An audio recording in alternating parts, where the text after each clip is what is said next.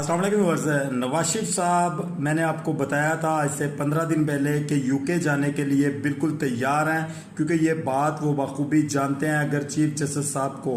extension नहीं मिली तो नवाज शरीफ साहब का जो जीती हुई सीट है, जो